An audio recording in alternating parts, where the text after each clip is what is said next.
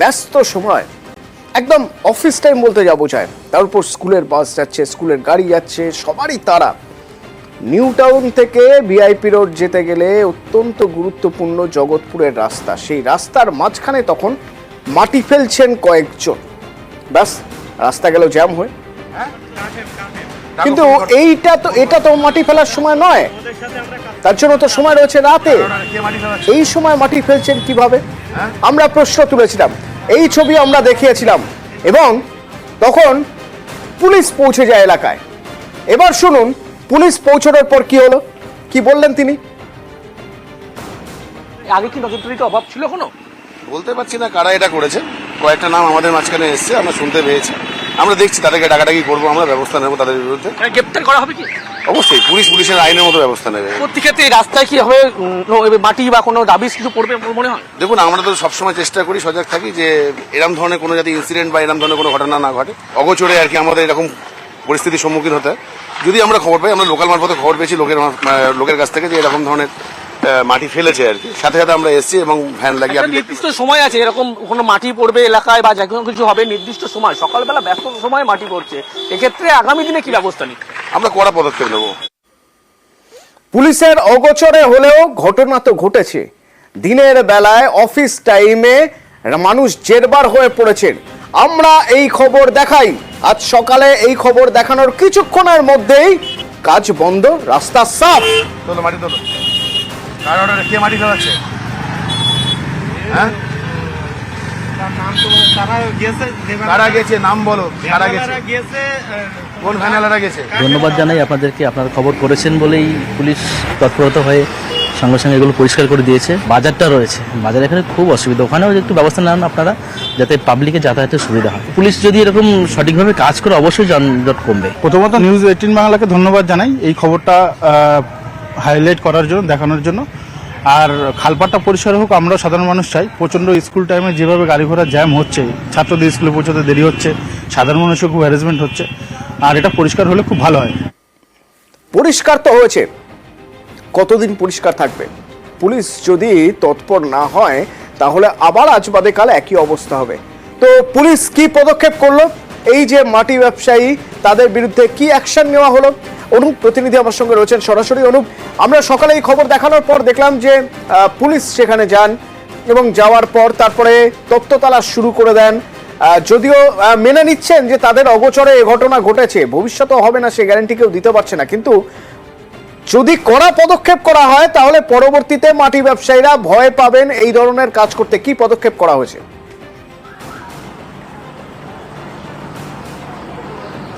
News 18 বাংলার খবরের জেরে এই খবর যখন আমরা সকাল থেকে লাগাতার সম্প্রচার করি, পরবর্তী ক্ষেত্রে পুলিশের পক্ষ থেকে কিন্তু কঠোর ব্যবস্থা নেওয়া হয়। পুলিশের পক্ষ থেকে প্রথমে সেখান থেকে মাটি যে সরানোর কাজ, সেই কাজ যেমন তারা শুরু করে এবং যে সমস্ত অসাধু ব্যবসায়ী যারা একেবারে মাটি ব্যবসায়ী থেকে শুরু করে যারা এই ঘটনা ঘটাচ্ছিল তাদের বিরুদ্ধে কিন্তু ব্যবস্থা নেওয়ার আশ্বাস দিয়েছিল। পরবর্তী ক্ষেত্রে দেখা গেল পুলিশের পক্ষ থেকে যে অসাধু মাটি ব্যবসায়ী সুকুমার হালদার, তাকে যেমন গ্রেপ্তার করা হয়েছে, এছাড়া আরো বেশ কিছু মাটি ব্যবসায়ীর নাম কিন্তু ইতিমধ্যেই পুলিশের কাছে সংগ্রহ করছে তারা, এবং সেখানে গিয়েও কিন্তু নাম পেয়েছে। পরবর্তী ক্ষেত্রে তাদের বিরুদ্ধে ব্যবস্থা, অর্থাৎ যাদের নাম, যারা এখানে মাটির অসাধুভাবে মাটির ব্যবসা করে, যে টাইমে সেখানে মাটি বা রাস্তায় কোনোভাবে এইভাবে মাটি ফেলা যায় না, তাদের বিরুদ্ধে কিন্তু আবার ব্যবস্থা নেবে। অর্থাৎ যে মূল পান্ডা ছিল একজন সুকুমার হালদার, তাকে পুলিশের পক্ষ থেকে গ্রেপ্তার করা হয়েছে। আরো 3 জনের নাম কিন্তু ইতিমধ্যে পুলিশের কাছে উঠে এসেছে, তাদের বিরুদ্ধেও ব্যবস্থা নেওয়া হবে, গ্রেপ্তার করা হবে। পুলিশের পক্ষ থেকে ইতিমধ্যে স্বতঃস্ফূর্ত মামলা রুজু করা হয়েছে, কারণ সকাল থেকে এই খবর নিউজ 18 বাংলায় যখন লাগাতার সম্প্রচার করা হয় তারপরেই কিন্তু পুলিশের পক্ষ থেকে নিউ টাউন থানার পুলিশ তারা একেবারে রাস্তায় নামে এবং সেখানে যে সমস্ত রাস্তায় মাটি পড়েছিল সেইগুলো সরানোর উদ্যোগ নেয়। পরবর্তী ক্ষেত্রে পুলিশ ইতিমধ্যে সুকুমার হালদার যে অসাধু মাটি ব্যবসায়ী তাকে গ্রেপ্তার করেছে। এছাড়া আরো 3 থেকে 4 জন বাবু, অন্যদিকে দুলাল নামে আরো 2 জন মাটি ব্যবসায়ীর নাম কিন্তু ইতিমধ্যেই উঠে এসছে, তাদের বিরুদ্ধে ইতিমধ্যে ব্যবস্থা নেওয়া হবে এমনটা আশ্বস্ত যেমন করা হচ্ছে। পুলিশের পক্ষ থেকে বলা হচ্ছে পরবর্তী ক্ষেত্রে যাতে আগামীকাল থেকে কোনোভাবে রাস্তার উপরে মাটি না ফেলা হয়, এই ব্যস্ততম সময় সেদিকে নজরদারি থাকবে, নজরদারি চলবে। এবং পুলিশের পক্ষ থেকে এলাকার মানুষজন তাদেরকেও আশ্বস্ত করা হচ্ছে যাতে যানজট না হয়, ব্যস্ত সময়ে মাটি না ফেলা হয়, সেদিকে তারা যেমন নজর রাখবে এবং এলাকার মানুষ যদি খবর পায় তারাও যেন পুলিশকে গোটা বিষয়টি জানা বলে এমনটা সমন্বয়টা যদি ঠিকঠাক থাকে এলাকার মানুষের সঙ্গে পুলিশের, এবং যদি পুলিশকে খবর দেওয়ার সঙ্গে সঙ্গে পুলিশ অ্যাকশন নেয় তাহলে এই ধরনের ঘটনা দ্বিতীয়বার ঘটবে না। তো আলো ঝলমলে স্টুডিও পাড়ার ছবি দেখাবো আপনাদের, তার কারণ 2 দিন ধরে যেখানে স্তব্ধতা বিরাজ করছিল। আজ সকাল থেকে সেখানে আবার চিৎকার চেঁচামেচি হই হই, কাজ চলছে পুরো দমে। কেমন চলছে কাজ দেখাবো বিরতির পর, সঙ্গে থাকুন।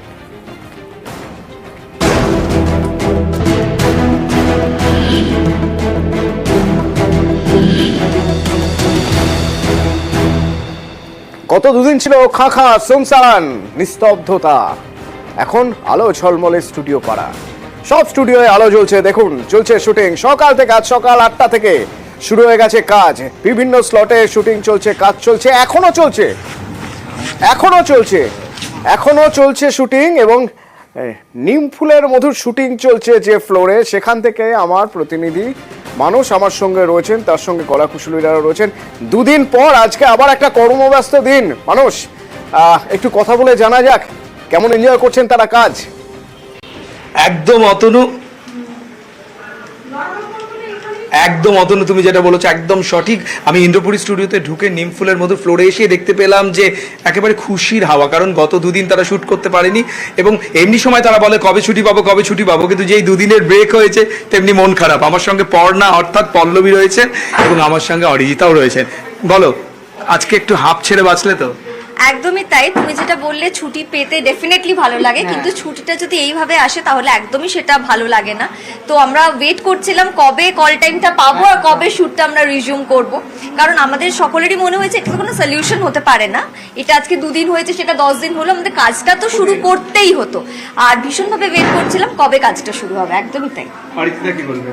আমি বলবো পরিস্থিতি যাই হোক, এত বড় একটা ইন্ডাস্ট্রি, এতগুলো মানুষের রুটি রুজি এবং সাধারণ মানুষ, কোটি কোটি মানুষ আমাদের জন্য অপেক্ষা করে থাকেন, তো সেই কারণে the show must go on.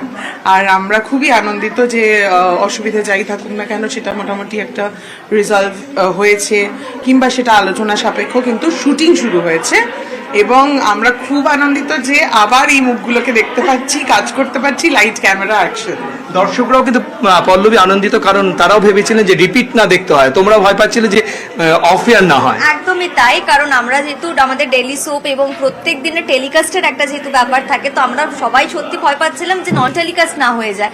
তো আশা করা যায় সেরকম কোনো সিচুয়েশন হয়নি এবং ভবিষ্যতে এরকম কোনো সিচুয়েশন হবে না, কারণ দর্শকও মুখিয়ে থাকে কখন নতুন এপিসোড আসবে। অনেক মানুষ যারা বাড়ি থেকে বেরোতে পারে না, টিভিটাই সম্বল তাদের কাছে, এবং আমরাও যারা প্রত্যেক দিন এখান থেকে আমরা উপার্জন করি, আমাদের জীবন চলে এবং আমাদেরও সবার জীবনটা থমকে গেছিল, ভাবছিলাম কি হতে চলেছে। টেকনিশিয়ানস, আর্টিস্ট, প্রত্যেকের জীবন চলে এখান রোজগারের পয়সায়, তো সেই জায়গা থেকে আমাদের কাজটা আবার নতুন করে শুরু হয়েছে, তার জন্য আমরা ভীষণ আনন্দিত। অতনু, বুঝতেই পারলে যে যেটা দিয়ে শুরু করেছে খুশির হাওয়া এবং মনেও একটা তৃপ্তি, অর্থাৎ আজকে ফ্লোরে এসে কিন্তু সেই চেনা ছবি, সেই আনন্দ এবং সকলে এখানে মিলে কিন্তু বলা যেতে পারে একবারে হই হুল্লোড় পিকনিকের মেজাজ। কারণ গতকাল পর্যন্ত যে ছবি দেখা যাচ্ছিল তার বদল হয়েছে এবং এই বদল মানে সবাই ভাবছেন যে আজ সকাল থেকে শুটিং শুরু হয়েছে, একটা এনজয়মেন্ট চলছে। ঠিক যেমন এই মেগা সিরিয়াল নিম ফুলের মধু, ঠিক তেমনই আরেকটা মেগা সিরিয়াল, জনপ্রিয় মেগা সিরিয়াল ফুলকি, সকাল থেকে শুটিং শুরু হয়ে গেছে। দেখুন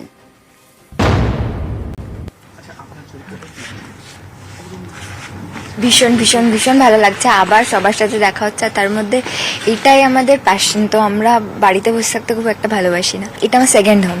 যদি শুটিং হয়নি মন খারাপ হয়েছে? একটু তো হয়েছে, মানে হঠাৎ করে আবার কি হয়ে গেল এটা মনে হচ্ছিল।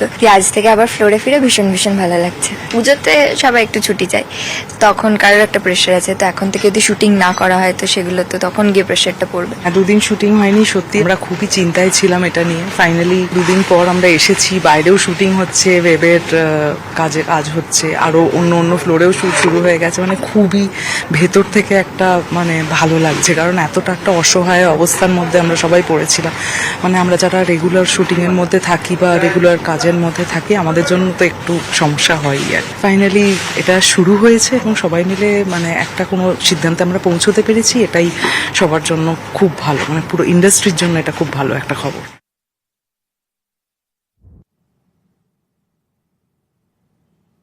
সত্যি তো এটা আনন্দের না, 2 দিনের একটা বিরতি ছিল, আবার শুটিং ফ্লোরে। একদমই তাই, আর কাজ ছাড়া কিরকম পাগল পাগল লাগে, সারাদিন বাড়িতে কি করব বুঝতে পারছিলাম না। আমার তো মনে হয় এটাই তোমাদের সেকেন্ড হোম, খালি টুথব্রাশটা নেই। একদমই তাই, মানে বাড়ি গিয়ে ডিনার করে স্নান করে ঘুমিয়ে পড়ি, এখানে চলে আসি, আবার এখানে সারাদিন থেকে আবার বাড়ি গিয়ে একই রুটিন। আমরা সবাই একটা family, so in that case যার যা দাবি আছে, এইটুকু তো জীবন। শিশু স্বাস্থ্যের জন্য যে রিপোর্ট, সেই রিপোর্ট, সরকারি রিপোর্ট চাঞ্চল্যকর কিছু তথ্য দিচ্ছে। রিপোর্ট বলছে যে আইসিডিএস বা অঙ্গনওয়াড়ি কেন্দ্রের অধিকাংশর ক্ষেত্রেই শৌচালয় নেই। এমনকি যদি শৌচালয় থেকেও থাকে তাহলে দেখা যাচ্ছে সেগুলো ব্যবহারযোগ্য নয়। কি সেই রিপোর্ট? খতিয়ান কি বলছে? কতগুলো অঙ্গনওয়াড়ি বা আইসিডিএস এর ক্ষেত্রে এরকম ঘটনা? সোমরাজ প্রতিনিধি বলতে পারবেন, আমার সঙ্গে রয়েছেন সোমরাজ।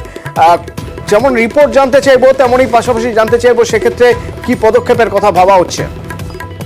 দেখো, অঙ্গনওয়াড়ি কেন্দ্র রাজ্যে রয়েছে বর্তমানে 1,60,211টি, কিন্তু তার মধ্যে দেখা যাচ্ছে যে 22,000-এরও বেশি অঙ্গনওয়াড়ি কেন্দ্রে কোনো শৌচালয় নেই। এবারে কিভাবে এই তথ্য উঠে এলো? রাজ্যের পঞ্চায়েত দপ্তর সম্প্রতি একটি সমীক্ষা করে, সেই সমীক্ষাতেই এই তথ্য উঠে আসে বিভিন্ন জেলায়। সব থেকে বেশি খারাপ অবস্থা মুর্শিদাবাদ জেলায়, এবং 22,000-এরও বেশি অঙ্গনওয়াড়ি কেন্দ্রে যে শৌচালয় নেই, তাছাড়াও একাধিক অঙ্গনওয়াড়ি কেন্দ্রে শৌচালয় আছে কিন্তু তা ব্যবহারের যোগ্য নয়, সেটাও প্রায় 22,000-এর বেশি। এবং এই তথ্য রাজ্য পঞ্চায়েত দপ্তরের সমীক্ষায় উঠে আসার পর জেলা শাসকদের কড়া নির্দেশ দেওয়া হয়েছে নবান্নের তরফে। স্পষ্ট বলা হয়েছে যে সেপ্টেম্বর মাসের তৃতীয় সপ্তাহের মধ্যে, অর্থাৎ 17ই সেপ্টেম্বরের মধ্যেই সব শৌচালয়ের কাজ শেষ করে দিতে হবে, এবং শৌচালয় তৈরি কবে এবং শৌচালয় এই তৈরির জন্য কবে টেন্ডার ডাকতে হবে, টেন্ডার কবে শেষ করতে হবে এবং কাজ কবে থেকে শুরু করতে হবে তারও ডেডলাইন দিয়ে দিয়েছে নবান্ন। তার কারণ অঙ্গনওয়াড়ি কেন্দ্রগুলি আছে কিন্তু শৌচালয় নাই, তার প্রভাব সরাসরি শিশুদের স্বাস্থ্যের উপর পড়বে, আর তা নিয়ে নবান্নের শীর্ষ মহল ক্ষোভ প্রকাশ করেছে বলে এই নবান্ন সূত্রে খবর। আর সেই কারণেই বলা হয়েছে যাতে দ্রুত সেই শৌচালয়গুলি তৈরির কাজ যুদ্ধকালীন পরিস্থিতিতে শেষ করতে হবে। এবং শুধু তাই নয়, যেটা নবান্ন সূত্রে জানা যাচ্ছে যে মূলত বীরভূম, মুর্শিদাবাদ, বাঁকুড়া, পুরুলিয়া, নদিয়া, হুগলির মতো জেলাগুলিতে সব থেকে বেশি খারাপ অবস্থা এই শৌচালয় তৈরি না করা নিয়ে। এবং ইতিমধ্যেই পঞ্চায়েত দপ্তরের তরফে জেলাগুলি থেকে রিপোর্ট দেওয়া হচ্ছে যে কেন অঙ্গনওয়াড়ি কেন্দ্রগুলিতে শৌচালয় নেই এবং সে সম্পর্কে কেন আগে ভাগে পদক্ষেপ নেওয়া হলো না। ধন্যবাদ।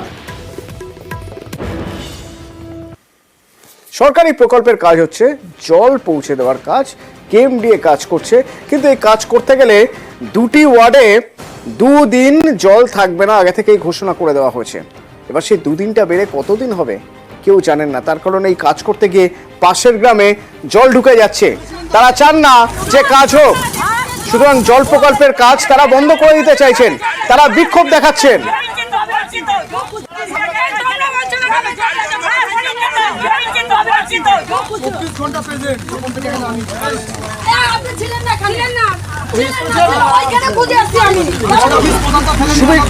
সুবীর রয়েছেন, আমার সহকর্মী সুবীর রয়েছেন। সুবীর, ইতিমধ্যেই জানিয়ে দেওয়া হয়েছে 2টি ওয়ার্ডে জল পাওয়া যাবে না 2 দিন, তো সেই দিনের সংখ্যা তো আরো বেড়ে যেতে পারে যদি কাজ এইভাবে আটকে থাকে। দেখো অতনুদা, এটাই প্রশ্ন যে এই কেএমডি এর তরফ থেকে কিন্তু এই কল্যাণী এক্সপ্রেসওয়ের ধারে ঘোলা মুড়াগাছার কাছে এই পাইপলাইনের কাজ চলছিল, এবং সেই জায়গা থেকে এই যে জল, সেই জল কিন্তু পার্শ্ববর্তী গ্রামে ঢুকছিল, এটাই গ্রামবাসীদের অভিযোগ। এবং সেই জায়গা থেকে কিন্তু এলাকার পঞ্চায়েত সদস্য থেকে শুরু করে এলাকার যারা রয়েছেন, অর্থাৎ যারা এলাকার যারা বাসিন্দা গ্রামবাসী রয়েছেন, তারা কিন্তু আসেন দলবল নিয়ে, এবং এই যে পাইপলাইনে যারা কাজ করছেন কর্মীরা তাদেরকে বাধা দেন, এবং বাধা দেওয়ার পরে কিন্তু কাজ বন্ধ করে দেন, এবং এরপরে কিন্তু এলাকায় উত্তেজনা তৈরি হয় এবং পরিস্থিতি নিয়ন্ত্রণে আনতে ঘটনাস্থলে ঘোলা থানার বিশাল পুলিশ বাহিনী আছে। এবং আজকে শুরু করা গেছে।